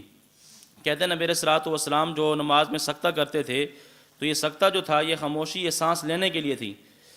دیکھیں اگر یہ خاموشی سانس لینے کے لیے تھی تو پھر سکتہ 2 سکتے نہ ہوتے، پھر تو کئی سارے سکتے ہوتے، کیونکہ سکتہ تو پھر سانس تو یہ تو نہیں ہے کہ آدمی پہلی تکبیر کے بعد سانس لے اس کے بعد پھر وللضالین کے بعد جا کر سانس لے، بلکہ حدیث پاک میں آتا ہے نبی علیہ الصلوۃ والسلام ہر آیت پر وقف کرتے تھے، الحمدللہ رب العالمین وقف کرتے، الرحمن الرحیم وقف کرتے۔ تو جب وقف ہوتا ہے تو سانس بھی بندہ لے لیتا ہے۔ اگر یہ بات تسلیم کر لی جائے کہ یہ جو خاموشی تھی سانس لینے کے لیے تھی، سانس کو درست کرنے کے لیے تھی، تو پھر 2 سکتوں کا ذکر نہ ہوتا، پھر تو کئی سارے سکتوں کا ذکر ہوتا۔ تو اس لیے یہ بات درست نہیں ہے کہ نبی علیہ السلام کی خاموشی یہ سانس لینے کے لیے تھی۔ اچھا دوسرا اشکال یہاں بھی یہ بھی کرتے ہیں کہ آپ نے وللضالین کے بعد جو خاموشی فرمائی ہے یہ اگلی سورت شروع کرنے سے پہلے بسم اللہ الرحمن الرحیم جو پڑھنی ہوتی ہے اس سے پہلے، چونکہ آپ علیہ السلام بسم اللہ پڑھتے تھے سورت سے پہلے، اس لیے آپ نے کیا ہے خاموشی اختیار فرمائی ہے۔ یعنی یہ خاموشی وہ کہتے ہیں کہ آمین کے لیے نہیں تھی، بلکہ یہ خاموشی کس لیے تھی؟ بسم اللہ الرحمن الرحیم پڑھنے کے لیے۔ دیکھیں اگر یہ بات تسلیم کر لی جائے کہ نبی علیہ السلام کی دوسری خاموشی بسم اللہ پڑھنے کے لیے تھی، تو پھر یہاں یہ نہ ہوتا کہ وللضالین کے بعد آپ خاموشی فرماتے، پھر یہ ہوتا کہ آمین کے بعد آپ خاموشی فرماتے، کہ آمین اونچی آواز سے کہتے۔ حدیث کے اندر یوں الفاظ ہوتے کہ نبی علیہ السلام وللضالین فرماتے، پھر آمین اونچی آواز سے فرماتے، اس کے بعد آپ خاموشی فرماتے۔ یہاں تو وللضالین کے بعد ہی خاموشی ہے، تو جب وللضالین کے بعد خاموشی ہے تو یہ بسم اللہ کے لیے ہوگی، آمین کے لیے ہوگی۔ یقینی بات ہے کہ یہ آمین کے لیے ہوگی، اور جب خاموشی آ گئی ہے تو اس میں آمین بھی آہستہ ہے، اور اس کے اندر اگر بسم اللہ پڑھنی ہے تو وہ بھی کیا ہے، وہ بھی پڑھی جا سکتی ہے۔ تو یہ کہنا کہ یہ بسم اللہ الرحمن الرحیم پڑھنے کے لیے خاموشی تھی، یہ بات بھی درست نہیں ہے۔ بہرحال اس سے یہی ثابت ہوتا ہے کہ نبی علیہ الصلوۃ والسلام جیسے نماز میں ثنا ایسا آواز سے پڑھتے تھے، اس طرح آمین بھی آپ کیا کرتے، ایسا آواز سے کہتے تھے۔ تو یہ 2 مرفوع حدیثیں ہیں جن سے ثابت ہوا کہ آمین ایسا آواز سے ہونی چاہیے۔ اور احادیث موقوفہ میں سے جو پہلی دلیل ہے، ویسے دلیل نمبر 4، خلفائے راشدین میں سے 2 خلیفہ راشد حضرت عمر رضی اللہ تعالیٰ عنہ اور حضرت علی رضی اللہ تعالیٰ عنہ، ان دونوں کے متعلق یہ بات منقول ہے، لا یجہرانی بسم اللہ الرحمن الرحیم ولا بالتعوذ ولا بالتامین، کہ نماز میں 3 چیزوں کے اندر یہ جہر نہیں کرتے تھے، نہ تعوذ کے اندر جہر کرتے، نہ تسمیہ کے اندر جہر کرتے، اور نہ ہی آمین کہنے کے اندر جہر کرتے۔ یعنی اعوذ باللہ یہ بھی ایسا آواز سے پڑھتے، بسم اللہ الرحمن الرحیم یہ بھی ایسا آواز سے، اور وللضالین کے بعد جو آمین تھی آپ یہ بھی ایسا آواز سے کہتے تھے۔ دیکھیں خلفائے راشدین میں سے 2 خلیفہ راشد، ان کا عمل بھی یہی ہے کہ آمین وہ ایسا آواز سے کہتے۔ اسی طرح حضرت علی رضی اللہ تعالیٰ عنہ کے ساتھ دوسری روایت میں حضرت عبداللہ بن مسعود رضی اللہ تعالیٰ عنہ کا ذکر ہے کہ حضرت علی رضی اللہ تعالیٰ عنہ اور حضرت عبداللہ بن مسعود رضی اللہ تعالیٰ عنہ یہ بھی لا یجہرانی بسم اللہ الرحمن الرحیم ولا بالتعوذ ولا بالتامین، کہ یہ بھی نماز کے اندر تعوذ، تسمیہ اور آمین اونچی آواز سے نہیں کہتے تھے بلکہ ایسا آواز سے کہتے۔ اسی طرح جو دلیل نمبر 6 ہے، اکثر صحابہ کرام کا عمل، آپ یہ دیکھیں کہ حضرت امام ابن ترکمانی رحمۃ اللہ علیہ نے اپنی کتاب الجوہر النقی کے اندر یہ بات لکھی ہے، وہ فرماتے ہیں کہ آمین اونچی آواز سے کہنے کی بھی احادیث موجود ہیں اور آمین ایسا آواز سے کہنے کی بھی احادیث موجود ہیں۔ کہتے ہیں دونوں طرح کی احادیث موجود ہیں، اونچی آواز سے آمین کہنے کی بھی حدیثیں موجود ہیں، ایسا آواز سے کہنے کی حدیثیں بھی موجود ہیں، لیکن وہ فرماتے ہیں کہ میرے نزدیک پسندیدہ عمل یہ ہے کہ آمین جو ہے ایسا آواز سے ہونی چاہیے۔ کہتے ہیں کہ ہر ایک پر علماء کی جماعت نے عمل کیا ہے، بعض کہتے ہیں کہ اونچی آواز سے ہونی چاہیے، بعض کہتے ہیں کہ ایسا آواز سے ہونی چاہیے۔ وَإِن كُنتُ مُخْتَارًا خَفْضَ الصَّوْتِ، اگرچہ میں اس بات کو پسند کرتا ہوں کہ آمین ایسا آواز سے ہونی چاہیے۔ کیوں؟ کہتے ہیں کہ اِذْ كَانَ أَكْثَرُ الصَّحَابَةِ وَالتَّابِعِينَ عَلَى ذَلِكَ، کیونکہ اکثر صحابہ اور تابعین کا عمل یہ تھا کہ وہ آمین ایسا آواز سے کہتے تھے۔ تو جب دیکھیں اکثر صحابہ کرام کا عمل آمین ایسا آواز سے کہنے کا ہے اور اکثر تابعین کا عمل ایسا آواز سے آمین کہنے کا ہے، تو پھر کون سا عمل اختیار کرنا چاہیے؟ ایسا عمل اختیار کرنا چاہیے جس پر اکثر صحابہ تھے اور اکثر تابعین تھے۔ حدیث پاک میں علیکم بالسواد الاعظم، کہ سواد اعظم کی اتباع کرو، تو سواد اعظم تو اسی طرف ہیں، اکثر صحابہ تو اسی طرف ہیں کہ آمین کیا ہونی چاہیے؟ ایسا آواز ہونی چاہیے۔ تو دیکھیں اب آپ کے سامنے نبی علیہ الصلوۃ والسلام کا اپنا عمل بھی آ گیا، اور اس طرح خلفائے راشدین میں سے حضرت عمر، حضرت علی رضی اللہ تعالیٰ عنہ ان کا عمل بھی آ گیا، اور اکثر صحابہ کرام کا عمل بھی آپ کے سامنے آ گیا کہ اکثر صحابہ کرام کا عمل یہ تھا کہ وہ آمین ایسا آواز سے کہتے، لہٰذا نماز کے اندر آمین کیا ہونی چاہیے؟ ایسا آواز سے ہونی چاہیے۔ اسی طرح پھر آگے ائمہ مجتہدین اور فقہا ان کے اقوال بھی یہاں لکھے ہیں۔ امام ابراہیم نخعی رحمۃ اللہ علیہ وہ بھی فرماتے ہیں کہ آمین ایسا آواز سے ہونی چاہیے۔ امام اعظم ابو حنیفہ رحمۃ اللہ علیہ وہ بھی فرماتے ہیں کہ آمین ایسا آواز سے ہونی چاہیے۔ امام سفیان ثوری رحمۃ اللہ علیہ وہ بھی آمین فرماتے ہیں کہ آمین ایسا آواز سے ہونی چاہیے۔ امام مالک جو ہیں وہ بھی فرماتے ہیں کہ آمین ایسا آواز سے ہونی چاہیے۔ امام محمد وہ بھی فرماتے ہیں کہ آمین ایسا آواز سے ہونی چاہیے۔ اسی طرح امام شافعی رحمۃ اللہ علیہ کے بارے میں بھی کتاب الام کے اندر یہ بات موجود ہے کہ امام شافعی رحمۃ اللہ علیہ نے اخیر میں مقتدیوں کی جو آمین تھی اس کے جہر سے رجوع کر لیا اور فرمایا کہ میں اس بات کو پسند نہیں کرتا کہ مقتدی آمین اونچی آواز سے کہیں۔ یعنی امام کے بارے میں تو ان کا یہی نظریہ تھا کہ امام کو آمین اونچی آواز سے کہنی چاہیے، لیکن بعد میں مقتدیوں کی آمین سے امام شافعی رحمۃ اللہ علیہ نے رجوع کر لیا تھا اور فرمایا تھا کہ ولا احب ان یجہروا بہا، مجھے یہ بات پسند نہیں ہے کہ مقتدی آمین اونچی آواز سے کہیں۔ تو امام شافعی رحمۃ اللہ علیہ کا رجوع ثابت ہے۔ بہرحال دیکھیں یہ کئی سارے مجتہدین ہیں، فقہا ہیں، یہ حضرات فرماتے ہیں کہ آمین ایسا آواز ہونی چاہیے۔ تو ہمارے اب 6 دلائل آپ کے سامنے آئے جن سے معلوم ہوتا ہے کہ آمین ایسا آواز ہونی چاہیے۔ اب غیر مقلدین کے جو دلائل ہیں اب وہ آپ دلائل ملاحظہ فرمائیں، ان کا خلاصہ میں آپ کی خدمت میں عرض کر دیتا ہوں، تفصیل تو اس فائل کے اندر موجود ہے۔ غیر مقلدین کے اس فائل میں 8 دلائل ذکر کیے گئے ہیں۔ ان 8 دلائل کی جو ترتیب ہے، ان میں سے جو دوسری دلیل ہے، تیسری دلیل ہے، چوتھی دلیل، 5ویں دلیل اور 6ٹھی دلیل، یہ 2 سے لے کر 6 تک یہ ایسی دلیلیں ہیں جن کو ان کے اپنے علماء نے ضعیف تسلیم کیا ہے۔ یعنی ہم ان کے اوپر زیادہ بات نہ بھی کریں تو خود ان کے اپنے علماء نے ان کو ضعیف تسلیم کیا ہے کہ حدیثیں ضعیف ہیں۔ جو دوسرے نمبر پر آئے گی وہ بھی ضعیف، تیسرے نمبر پر آئے گی وہ بھی ضعیف، چوتھے نمبر پر آئے گی وہ بھی ضعیف، 5ویں پر آئے گی وہ بھی ضعیف، 6ٹھے پر آئے گی تو وہ بھی ضعیف۔ تو یہ 5 دلیلیں تو ایسی ہیں جن کو خود ان کے علماء نے، ناصر الدین البانی نے، اس طرح ان کے دوسرے محقق ہیں زبیر علی زئی، انہوں نے تسلیم کر لیا کہ حدیثیں کیا ہیں، یہ ضعیف ہیں۔ اب باقی بچی پہلی دلیل اور 7ویں نمبر پر اور 8ویں نمبر پر۔ دیکھیں پہلے نمبر پر جو دلیل ہے حضرت وائل بن حجر رضی اللہ تعالیٰ عنہ کی۔ حضرت وائل بن حجر رضی اللہ تعالیٰ عنہ فرماتے ہیں کہ رسول اللہ صلی اللہ علیہ وسلم جب ولضالین کی قرات فرماتے تو آپ آمین فرماتے، ورفع بیا صوتہ، اور اپنی آواز کو بلند کرتے۔ یہ نبی علیہ الصلوۃ والسلام نے نماز پڑھائی، ولضالین کی قرات کی، اور اس کے بعد آپ نے آمین اونچی آواز سے کہی۔ اب دیکھیں آپ یہاں یہ بات دیکھیں کہ ہماری جو دلیل تھی وہ بھی حضرت وائل بن حجر رضی اللہ تعالیٰ عنہ سے ہے جس کے اندر آمین ایسا کہنے کا ذکر ہے، اور جو آمین بالجہر کی دلیل ہے اس کے راوی بھی وائل بن حجر رضی اللہ تعالیٰ عنہ ہیں، یعنی ایک ہی راوی ہیں، ایک ہی صحابی ہیں۔ ایک روایت کے اندر یہ ہے وہ فرماتے ہیں کہ نبی علیہ السلام نے آمین ایسا آواز سے کہی، اور دوسری روایت کے اندر وہ فرماتے ہیں کہ آمین اونچی آواز سے کہیں۔ اب صحابی ایک ہے، راوی ایک ہے، ان سے یہ 2 باتیں منقول ہیں۔ اب فیصلہ کیسے ہوگا؟ بعد والا کوئی بندہ فیصلہ کرتا تو پھر بھی کہہ سکتے تھے کہ اس کا فیصلہ ٹھیک نہیں ہے، یہ فیصلہ اس نے ٹھیک نہیں کیا۔ تو یہ جو صحابی ہیں خود وائل بن حجر رضی اللہ تعالیٰ عنہ جو آمین بالسر کی روایت بھی کر رہے ہیں اور آمین بالجہر کی روایت بھی کر رہے ہیں، یہ خود فرما رہے ہیں، انہوں نے خود فیصلہ فرما دیا۔ جب جو فیصلہ یہ فرما سکتے ہیں فیصلہ بعد والا بندہ تو نہیں کر سکتا۔ تو وائل بن حجر رضی اللہ تعالیٰ نے خود فرمایا کہ نبی علیہ الصلوۃ والسلام نے جو آمین اونچی آواز سے کہی تھی، ما اراہ الا یعلمنا، یہ ہمیں تعلیم دینے کے لیے کہی تھی۔ اب دیکھیں نبی علیہ السلام نے جو آمین اونچی آواز سے کہی کس لیے کہی ہے؟ وہ تعلیم دینے کے لیے کہی ہے۔ تو دیکھیں اب وائل بن حجر رضی اللہ تعالیٰ عنہ کی وہ حدیث جس کے اندر یہ بات موجود ہے کہ نبی علیہ السلام نے آمین ایسا آواز سے کہیں، اس سے معلوم ہوتا ہے کہ نبی علیہ الصلوۃ والسلام کا یہ دائمی عمل تھا، اور نبی علیہ الصلوۃ والسلام نے اونچی آواز سے جو آمین کہی ہے یہ کس لیے تھی؟ یہ تعلیماً تھی، یعنی لوگوں کو بتلانے کے لیے کہ اس موقع پر آمین کہی جاتی ہے۔ اور بہت ساری ایسے مواقع ہیں بہت سارے کہ جس کے اندر نبی علیہ الصلوۃ والسلام تعلیماً ایسا کام کر لیتے تھے۔ صحیح بخاری کے اندر حدیث موجود ہے صفحہ نمبر 101 پر کہ نبی علیہ الصلوۃ والسلام ظہر کی نماز میں یا عصر کی نماز میں کوئی آیت اونچی آواز سے پڑھ دیتے تھے۔ حالانکہ آپ سمجھتے ہیں کہ ظہر کی نماز میں، عصر کی نماز میں قرات کیا ہوتی ہے؟ ایسا آواز سے ہوتی ہے، لیکن نبی علیہ الصلوۃ والسلام کوئی ایک آیت اونچی آواز سے پڑھ دیتے تاکہ مقتدیوں کو پتہ چل جائے، کوئی نیا بندہ اگر پیچھے نماز کے اندر آیا ہے اس کو پتہ چل جائے کہ ظہر کی نماز میں بھی کیا ہوتی ہے؟ قرات ہوتی ہے۔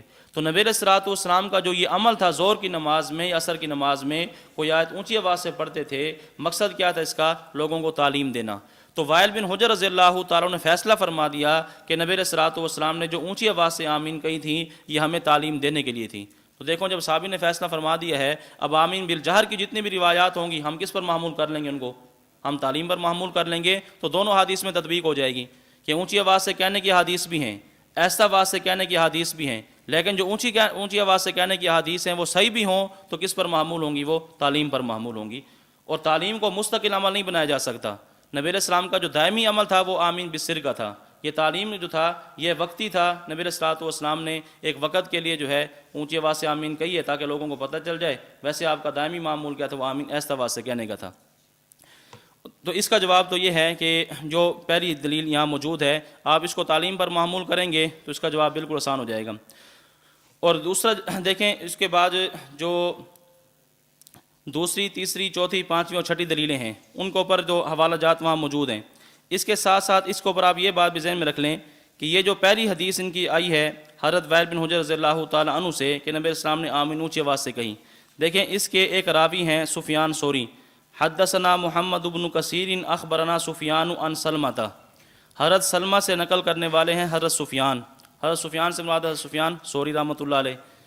اچھا یہی روایت ہے حضرت سلمہ سے نقل کرنے والے جو ہماری دلیل گزری ہے احادیث مرفوعہ میں پہلی دلیل، اس کے اندر حضرت سلمہ کے بعد ہیں حضرت شعبہ۔ تو اسی روایت کو امام شعبہ نے بھی نقل کیا ہے، امام سفیان ثوری نے بھی اس کو نقل کیا ہے۔ تو امام شعبہ فرماتے ہیں کہ نبی اسلام کی آمین ایسا آواز سے تھی، امام سفیان ثوری والی روایت کے اندر ہے کہ آمین اونچی آواز سے تھی۔ تو جب ہم دونوں ان محدثین کو دیکھتے ہیں، امام سفیان ثوری کو اور امام شعبہ کو، تو امام شعبہ کی روایت جو ہے اس کو کئی وجہ ترجیح حاصل ہے، وہ راجح ہے، اور امام سفیان ثوری کی جو روایت ہے یہ مرجوح ہے۔ کیسے؟ دیکھیں کہ امام سفیان ثوری جو ہیں جب ان کا تقابل کرتے ہیں، ہم دونوں روایتوں کا جب تقابل کرتے ہیں تو امام سفیان ثوری رحمۃ اللہ علیہ یہ مدلس ہیں، یہ تدریس کیا کرتے تھے، اپنے شیخ کا نام چھپا لیا کرتے تھے، ٹھیک ہے، شیخ کے شیخ کا نام چھپا لیتے، تدلیس کیا کرتے تھے، جبکہ امام شعبہ تدلیس کو ناجائز سمجھتے ہیں، ان کے نزدیک یہ تدلیس جو ہے جائز ہی نہیں ہے۔ تو دیکھیں ایک راوی ایسا ہے جو تدلیس کرتا ہے اور ایک راوی ایسا ہے جو تدلیس کا قائل ہی نہیں ہے، تو اس کی روایت معتبر ہوگی جو تدلیس کا قائل ہی نہیں ہے۔ اور دوسری بات دیکھیں، امام سفیان ثوری سے روایت ہے کہ نبی علیہ السلام نے آمین اونچی آواز سے کہی، لیکن امام سفیان ثوری رحمۃ اللہ علیہ کا جو اپنا عمل تھا وہ آمین ایسا آواز سے کہنے کا تھا۔ دیکھیں ایک راوی ہے روایت تو لے کر آ رہا ہے اونچی آواز سے کہنے کی، لیکن اپنا عمل کیا ہے ان کا؟ وہ ایسا آواز سے کہنے کا ہے۔ اور یہ اصول حدیث کا قاعدہ ہے کہ جب راوی کا اپنا عمل اپنی بیان کردہ روایت کے خلاف آ جائے تو اس کے عمل کو لیا جائے گا، روایت کو چھوڑ دیا جائے گا۔ تو امام سفیان ثوری رحمۃ اللہ علیہ روایت تو نقل کرے آمین بالجہر کی، لیکن ان کا اپنا عمل کس کا ہے؟ آمین بالسر کا ہے۔ تو جب راوی کا اپنا عمل اپنی بیان کردہ روایت کے خلاف آ جائے تو اس بات کی دلیل ہے کہ وہ روایت ضعیف ہے، یا وہ روایت متروک ہے، یا وہ روایت منسوخ ہے، یا وہ روایت مؤول ہے۔ تو اس کی مختلف جواب ہو سکتے ہیں، تو اس کی تعویل بھی ہو سکتی ہے۔ تعویل ہم نے آپ کے سامنے پیش کر دی ہے کہ نبی علیہ السلام کا یہ عمل کس پر معمول تھا؟ یہ تعلیم پر معمول تھا۔ تو دیکھیں اب دیکھا جائے تو امام شعبہ کی جو روایت آمین بالسر والی وہ راجح ہے امام سفیان ثوری رحمۃ اللہ علیہ والی روایت سے۔ اور تیسرا یہ بھی ہے کہ جب تعلیم پر معمول کر لیں گے تو دونوں حدیث میں تطبیق بھی ہو جائے گی، کسی ایک حدیث کو چھوڑنا نہیں پڑے گا۔ آمین بالجہر والی روایت کو آپ تعلیم پر معمول کر لیں تو اس کا جواب یہی ہو جائے گا، اور آمین بالسر والی جو روایت ہے وہ اپنی جگہ پر موجود ہوگی کہ نبی علیہ السلام کا اپنا جو دائمی عمل تھا وہ آمین ایسا آواز سے کہنے کا تھا۔ اور چوتھی وجہ ترجیح یہ ہے کہ دیگر احادیث صحیحہ سے بھی اس کی تائید ہوتی ہے کہ آمین ایسا تھی، جیسا آپ کے سامنے 2 حدیثیں مرفوع آئی ہیں، پھر 2 حدیثیں موقوف آئی ہیں۔ اکثر صحابہ کرام کا عمل آیا کہ نبی علیہ السلام کا عمل، صحابہ کرام کا عمل، خلفائے راشدین کا عمل ایسا آواز سے کہنے کا تھا، تو امام شعبہ کی روایت جو ہے اس کی تائید دیگر احادیث صحیحہ سے بھی ہوتی ہے۔ اور پانچویں بات یہ ہے کہ عند التعارض اگر دیکھ لیا جائے کہ دونوں حدیثوں میں تعارض ہے، پہلی روایت سے معلوم ہوتا ہے کہ آمین آہستہ ہے، دوسری روایت سے معلوم ہوتا ہے کہ آمین اونچی آواز سے ہے، تو ان دا تعارض جو ہے صحابہ کرام کا عمل یہ معتبر ہوتا ہے۔ اب ہم نے یہ دیکھنا ہے کہ بعد میں صحابہ کرام کا عمل کیا تھا۔ حدیث میں تو تعارض آ گیا کہ نبی علیہ السلام نے آمین اونچی آواز سے کہیں یا نبی علیہ السلام نے آمین آہستہ آواز سے کہیں، دونوں حدیثیں ہیں۔ اب ہم تعارض کے وقت کیا کریں گے؟ تو تعارض کو دور کرنے کا طریقہ یہ ہوتا ہے کہ بعد میں صحابہ کرام کے عمل کو دیکھ لیا جائے۔ تو جب ہم نے صحابہ کرام کے عمل کو دیکھا، خلفائے راشدین کے عمل کو دیکھا، اور اکثر صحابہ کرام کا عمل سامنے یہ آیا کہ وہ آمین آہستہ آواز سے کہتے تھے، تو تعارض کے وقت جو ہے صحابہ کرام کے عمل کو دیکھا جاتا ہے، اور صحابہ کرام کا عمل کس کا ہے؟ آمین آہستہ آواز سے کہنے کا ہے۔ تو دیکھیں کئی ساری وجوہ ایسی ہیں جن سے امام شعبہ والی روایت جو ہے وہ راجح قرار پاتی ہے، اور امام سفیان ثوری والی روایت جو ہے یہ مرجوح قرار پاتی ہے۔ بہرحال یہ پہلی حدیث کا جواب میں آپ کی خدمت میں عرض کیا کہ وائل بن حجر رضی اللہ تعالیٰ عنہ فرماتے ہیں کہ نبی علیہ السلام نے آمین اونچی آواز سے کہیں، تو اس کے یہ کئی ساری جو وجوہ تھی، کئی سارے جواب آپ کے سامنے آ گئے ہیں۔ باقی جو دوسری، تیسری، چوتھی، پانچویں، چھٹی دلیل جو ہے ان کا جواب دینے کی ضرورت نہیں ہے کہ ان کو اپنے علماء نے ضعیف تسلیم کیا، اور باقی تفصیلی جواب بھی یہاں موجود ہیں۔ اور اس کے ساتھ ساتھ دیکھیں آپ کی خدمت میں اس کو ایک اور طرز سے پیش کرتا ہوں۔ غیر مقلد جب بھی آپ سے مسئلہ آمین پر گفتگو کرے، آمین بالجہر پر کوئی دلیل پیش کرے، تو آپ نے اس سے 7 باتوں کا مطالبہ کرنا ہے۔ وہ 7 باتیں دکھائے تو تب اس کی وہ دلیل بنے گی، اگر 7 باتیں نہیں ہیں تو اس کی دلیل نہیں بنے گی۔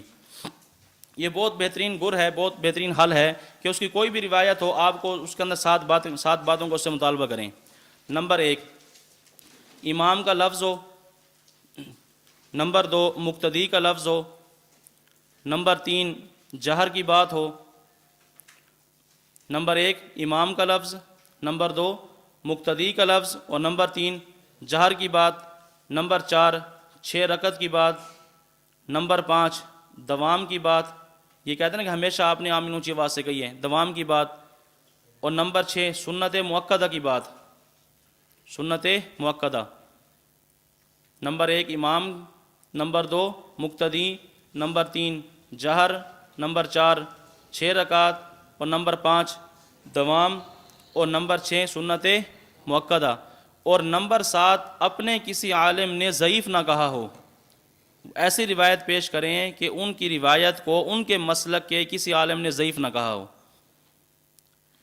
یہ کتنی باتیں ہو گئی؟ یہ 7۔ اب غیر مقلد کوئی بھی دلیل آپ کے سامنے پیش کرے مسئلہ آمین پر، تو آپ اس سے کہیں کہ ایسی حدیث پیش کرو جس کے اندر یہ 7 باتیں موجود ہوں۔ تو یہ 7 باتیں کسی حدیث کے اندر بھی موجود نہیں ہوں گی۔ یہ ایک بات ہوگی، 2 ہوں گی، 3 ہوں گی، یہ ساری کی ساری باتیں اس کے اندر جمع نہیں ہو سکتی۔ تو ایسی دلیل پیش کریں جو ان کے دعوے کے مطابق ہو۔ اچھا، یہ جو میں نے اب دیکھے دوسری، تیسری، چوتھی، پانچویں، چھٹی جو دلیلوں کا نام لیا ہے، یہ ان کے اپنے علماء نے کو ضعیف تسلیم کیا ہے۔ جب ان کے اپنے علماء نے ضعیف تسلیم کر لیا تو اس کو بیان کرنے کی اب ضرورت ہی نہیں ہے کہ اپنے علماء جو ضعیف تسلیم کر رہے ہیں۔ تو پہلی کا جواب میں نے آپ کی خدمت میں عرض کر دی ہے۔ باقی جو ان کے آپ دیکھیں یہاں جو چھٹی دلیل ہے، 7ویں اور 8ویں، وہ دلیلیں دیکھ لیں آپ۔ 7ویں اور 8ویں دلیل کا جواب، 7ویں جو دلیل ہے وہ حضرت عبداللہ بن زبیر رضی اللہ تعالیٰ عنہ ان کا اثر ہے، صحیح بخاری کے اندر موجود ہے۔ امن ابن الزبیر ومن وراءہ حتی ان للمسجد للجتن، کہ عبداللہ بن زبیر رضی اللہ تعالیٰ نے آمین کہیں، اور ومن وراءہ، اور جو ان کے پیچھے تھے انہوں نے بھی آمین کہی، حتیٰ کہ مسجد کے اندر گونج پیدا ہو گئی۔ تو حضرت عبداللہ بن زبیر رضی اللہ تعالیٰ نے آمین کہیں، ان کے جو مقتدی تھے انہوں نے بھی آمین کہیں، حتیٰ کہ مسجد کے اندر ایک گونج پیدا ہو گئی۔ تو کہتے ہیں دیکھو اس سے معلوم ہوتا ہے کہ آمین اونچے آواز سے ہونی چاہیے۔ حضرت عبداللہ بن زبیر رضی اللہ تعالیٰ آمین اونچے آواز سے کہہ رہے ہیں، ان کے مقتدی بھی آمین اونچے آواز سے کہہ رہے ہیں۔ اس کے 7 جواب اس فعل کے اندر موجود ہیں۔ میں 2-3 جواب عرض کر کے اگلی دلیل پر ہم چلتے ہیں۔ دیکھیں پہلا جواب تو اس کا یہ ہے کہ امام بخاری رحمۃ اللہ علیہ اس کو بغیر سند کے لے کر آئے ہیں، اس کی سند ذکر نہیں کی صحیح بخاری کے اندر، بغیر سند کے بعد لے کر آئے ہیں۔ اور انہوں نے خود لکھا اپنی کتابوں کے اندر کہ بے سند بعد یہ حجت نہیں ہوتی، اور بعض کتابوں میں تو ایسا عجیب لفظ لکھا کہ بے سند بات وہی کرتے ہیں جن کی اپنی کوئی سند نہیں ہوتی، یعنی ایسا بندہ جس کی اپنی کوئی سند نہیں ہے، جس کا اپنا کوئی نسب نہیں ہے، یعنی ایسے ایسے الفاظ لکھتے ہیں کہ یہ تو بے سند حوالہ ہے، اور بے سند حوالہ وہی پیش کرتا ہے جس کی اپنی کوئی سند نہیں ہوتی۔ تو اب امام بخاری رحمۃ اللہ علیہ کے بارے میں کیا کہیں گے جن کا یہ دن رات نام لیتے ہیں؟ تو امام بخاری رحمۃ اللہ علیہ تعلیقاً اس کو لے کر آئے ہیں صحیح بخاری کے اندر، تو ان کے قول کے مطابق جو ہے اس کی سند جب نہیں ہے، جب سند نہیں ہے تو پھر بے سند بات تو حجت نہیں ہوتی، تو یہ کیسے حجت ہو سکتی ہے؟ دوسری بات یہ ہے کہ اس کی سند مصنف عبد الرزاق میں ملتی ہے، بخاری میں تو نہیں ہے لیکن مصنف عبد الرزاق میں ہے، لیکن مصنف عبد الرزاق میں اس کے اندر جو پہلے راوی ہیں عبد الرزاق، اچھا یہ جو عبد الرزاق ہیں یہ مدلس تھے، طبقہ ثالثہ کے مدلس ہیں، تدریس کیا کرتے تھے، اور مدلس کے بارے میں خود غیر مقلدین نے جو ضابطہ گھڑا ہوا ہے، ضابطہ بنایا ہوا ہے کہ جب مدلس راوی ان کے ساتھ روایت کرے تو صحیحین کے علاوہ اس کی روایت معتبر نہیں ہوتی، یعنی مدلس جب ان کے ساتھ روایت کرے تو اس کی روایت قابل قبول نہیں ہوتی۔ تو یہ امام عبد الرزاق یہ مدلس ہیں اور یہ ان کے ساتھ روایت نقل کر رہے ہیں، ان ابن جریج ان عطائن، یعنی عبد الرزاق ہیں، آگے ان کے بعد ان ابن جریج ہے، اس کے بعد پھر آگے ان عطا ہے، تو مدلس روایت کس کے ساتھ نقل کر رہے ہیں یہاں؟ ان کے ساتھ، تو ان کے اپنے اصول کے مطابق جو ہے یہ تو روایت قابل قبول نہیں ہے۔ ہماری روایتوں کا جواب اسی طرح دیتے ہیں، وہ ہمارے جو دلائل ہیں رفع دین، رفع دین، ترک قرات، دیگر ہمارے جو بہت سارے دلائل ہیں، اب ان کا جواب اسی طرح دیتے ہیں، کہتے ہیں یہ مدلس ہے، ان کے ساتھ روایت ہے، لہذا حدیث یہ ضعیف ہے، یہ قابل قبول ہی نہیں ہے۔ تو جو ضابطہ ہمارے اوپر فٹ کرتے ہیں تو وہ ضابطہ ان کے اوپر بھی تو فٹ ہوگا، وہ کہ جب کہتے ہیں امام عبد الرزاق مدلس ان کے ساتھ روایت ہے، قابل قبول نہیں ہے، تو یہاں کیسے قابل قبول ہو سکتی ہے؟ اور دوسری بات یہ ہے کہ پھر مسند شافعی کے اندر بھی روایت موجود ہے، مسند شافعی کے اندر، اس کے اندر دیکھا جائے تو پہلے راوی تو امام شافعی ہیں، امام شافعی رحمۃ اللہ علیہ، اور امام شافعی رحمۃ اللہ علیہ خود فرماتے ہیں ولا احب ان یجہروا بها، کہ مقتدی کی جہر کو میں پسند نہیں کرتا، مقتدی آمین اونچی آواز سے آمین نہ کہے، تو ان کا اپنا عمل کس کے بارے میں آ رہا ہے؟ آمین ایسا آواز سے کہنے کے۔ اور دوسرا راوی جو ہے اس کے اندر امام شافعی کے جو استاد ہیں مسلم بن خالد، یہ مسلم بن خالد جو ہیں یہ عند الجمہور یہ سخت ضعیف راوی ہیں، تو جب یہ ضعیف راوی ہیں تو ان کی روایت جو ہے یہ قابل قبول نہیں ہوگی۔ اور اسی وجہ سے زبیر علی زئی نے جو کتاب لکھی ہے مسئلہ آمین پر القول المتین، اس کے اندر یہ بات لکھی کہ مسلم بن خالد جو ہے عند الجمہور ضعیف تھے، تو جس روایت کے اندر ضعیف راوی آ جائے اور جو جمہور کے نزدیک ضعیف ہو تو وہ روایت قابل استدلال نہیں ہوتی۔ تو یہ روایت بھی عبداللہ بن زبیر رضی اللہ تعالیٰ عنہ کا جو اثر ہے بخاری کے اندر تو بغیر سند کے ہے، اور جہاں سند کے ساتھ ہے اس کے اندر راوی کیا ہیں وہ ضعیف ہیں، تو اس لیے یہ جو اثر ہے یہ قابل قبول نہیں ہے۔ اور تیسرا جواب اس کا یہ ہے کہ دیکھیں غیر مقلدین سب سے پہلے تو قرآن کا نام لیتے ہیں، اس کے بعد پھر احادیث کا نام لیتے ہیں، اور احادیث کا ہم سے جب مطالبہ کرتے ہیں تو کہتے ہیں کہ احادیث مرفوعہ پیش کرو، یا قرآن کی آیت پیش کرو یا حدیث مرفوعہ پیش کرو، اور یہاں خود کیا کر رہے ہیں؟ نہ قرآن ان کے پاس ہے، نہ ان کے پاس احادیث مرفوعہ ہیں، عبداللہ بن زبیر رضی اللہ تعالیٰ جو صحابی ہیں، جو امتی ہیں، ان کا قول پیش کر رہے ہیں، اور جو اقوال صحابہ ہیں، افعال صحابہ ہیں، اعمال صحابہ، ان کے بارے میں غیر مقلدین کے کئی ساری کتب کے اندر یہ بات موجود ہے کہ قول صحابی حجت نہیں ہے، عمل صحابی حجت نہیں ہے، کردار صحابی حجت نہیں ہے، کہتے ہیں چھوٹا ہو یا بڑا ہو نبی کے علاوہ کسی کی بات حجت نہیں ہے۔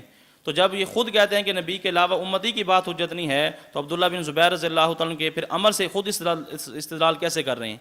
یہ تو پھر کیا ہو جائے گی؟ عبداللہ بن زبیر رضی اللہ تعالیٰ کی تقلید شخصی ہو گئی، اور تقلید شخصی کو تو کیا کہتے ہیں پھر یہ شرک کہتے ہیں۔ تو ہم کہتے ہیں کہ اب قرآن کو چھوڑ کر حدیث کو چھوڑ کر تم عبداللہ بن زبیر کی جو تقلید شخصی کر رہے ہو، آیا یہ جائز ہے یا شرک ہے؟ اگر تم نے ان کی بات ماننی ہے عبداللہ بن زبیر رضی اللہ تعالیٰ عنہ کی، پھر پوری بات مانے۔ یہ جب نماز پڑھتے تھے عبداللہ بن زبیر رضی اللہ تعالیٰ عنہ ہاتھ چھوڑ کر نماز پڑھتے تھے، یہ تو ہاتھ باندھنے کے قائل نہیں ہیں، تو پھر تم بھی آج کے بعد ہاتھ چھوڑ کر نماز پڑھا کرو۔ اسی طرح یہ نماز عیدین کے اندر یہ اذان کے بھی قائل تھے اور اقامت کے بھی قائل تھے، عید کی نماز میں اذان کے بھی قائل ہیں، امام اس کے اقامت کے بھی قائل ہیں۔ پھر غیر مقلدین کو بھی چاہیے کہ آج کے بعد ہاتھ چھوڑ کر نماز پڑھیں اور نماز عید کے اندر اذان بھی دیں اور اس کے اندر اقامت بھی کہیں، بات مانیں پھر پوری مانیں۔ یہ تو نہیں ہے کہ جہاں سے یہ بات میری لے لی اور جو خلاف بات نظر آئی وہ چھوڑ دیں۔ یہ بات معارف السنن کے اندر یہ بات موجود ہے کہ عبداللہ بن زبیر رضی اللہ عنہ ہاتھ چھوڑ کر نماز پڑھتے اور نماز عید کے اندر اذان و اقامت کے یہ قائل تھے۔ تو اس لیے ہم کہتے ہیں کہ عبداللہ بن زبیر رضی اللہ تعالیٰ کا اثر جو ہے یہ ان کی دلیل نہیں بن سکتا۔ اور اس کے ساتھ ایک جواب یہ بھی ذہن میں رکھیں جو علامہ انور شاہ کشمیری رحمۃ اللہ نے اس کا جواب دیا ہے، وہ جواب یہ ہے کہ دیکھیں یہاں یہ صراحت نہیں ہے کہ یہ آمین نماز والی تھی، یہاں تو اتنی بات ہے کہ عبداللہ بن زبیر نے آمین کہی، لوگوں نے بھی آمین کہی، صرف اتنی بات ہے، نماز کی بات نہیں ہے۔ تو اس لیے علامہ انور شاہ کشمیری رحمۃ اللہ علیہ فرماتے ہیں کہ یہ جو آمین ہے اس کے بارے میں احتمال ہے، اس کے بارے میں یہ بھی احتمال ہے کہ یہ نماز والی تھی ولضالین کے جو بعد ہوتی ہے، اور یہ بھی احتمال ہے کہ یہ قنوت نازلہ کے اندر جو آمین کہی جاتی ہے وہ بھی ہے، ہو سکتی ہے کیونکہ عبداللہ بن زبیر رضی اللہ تعالیٰ عنہ اور جو دوسرے اس وقت خلیفہ جو تھے عبد الملک، یہ ایک ان کا آپس میں اختلاف چل رہا تھا، ایک دوسرے کے خلاف یہ قنوت نازلہ پڑھتے، اس کے اندر ایک دوسرے کے خلاف بد دعا کرتے۔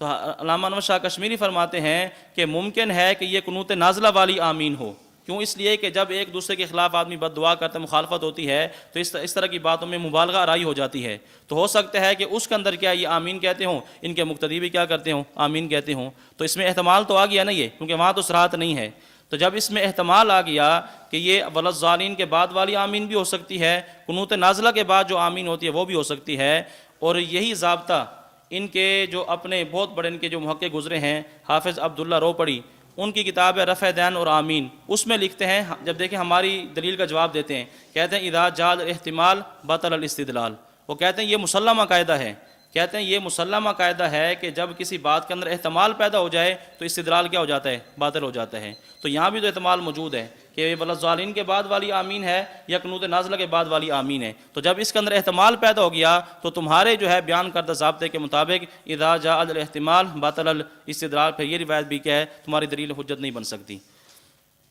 اچھا، اگلی جو حدیث ہے صحیح بخاری سے جو پیش کرتے ہیں، وہ آخری حدیث آپ ملاحظہ فرمائیں کہ صحیح بخاری سے یہ حضرات یہ حدیث پیش کرتے ہیں کہ نبی کریم صلی اللہ علیہ وسلم نے فرمایا اذا امن الامام فامنوا، جب امام آمین کہے تو تم بھی آمین کہو، جس کی آمین فرشتوں کی آمین کے موافق ہو گئی اس کے سابقہ گناہ بخش دیے جائیں گے۔ اب دیکھیں، کہتے ہیں اس سے معلوم ہوتا ہے کہ نبی علیہ الصلوۃ والسلام آمین کیا ہے، اونچے آواز سے کہنے کا حکم دے رہے ہیں، یہ ان کا ترجمہ ہے۔ آپ حدیث کو پر غور کریں، اس میں صرف اور صرف نفس آمین کی بات ہے، نہ اس میں جہر کی بات ہے نہ اس میں سر کی بات ہے، اس میں صرف نفس آمین کی بات ہے۔